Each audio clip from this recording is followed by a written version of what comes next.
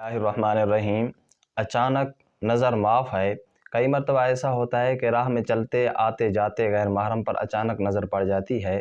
اس کے چہرے پر نظر پڑ جانے کی صورت میں ایسی صورتحال کے بارے میں حضرت علی رضی اللہ عنہ نے نبی اکرم صلی اللہ علیہ وسلم سے دریافت فرمایا، پوچھا تو آپ صلی اللہ علیہ وسلم نے فرمایا، یا علی تتبع النظرۃ فإن لک الأولی ولیست لک الآخر۔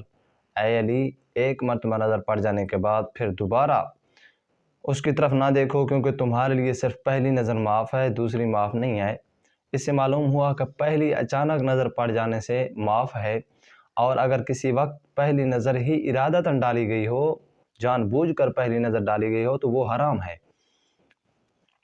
اور پہلی نظر معاف ہونے کا مطلب یہ بھی نہیں کہ پہلی مرتبہ اتنی زیادہ دیکھو کہ دوسری مرتبہ دیکھنے کی ضرورت ہی نہ پڑے۔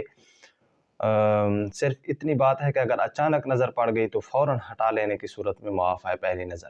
حضرت جریر بن عبداللہ فرماتے ہیں، میں نے آپ صلی اللہ علیہ وسلم سے پوچھا اس کے متعلق جو دفعتاً نظر پڑ جاتی ہے، تو انہوں نے فرمایا کہ اسرف بصرک کا، کہ اپنی نگاہوں کو فوراً پھیر لو۔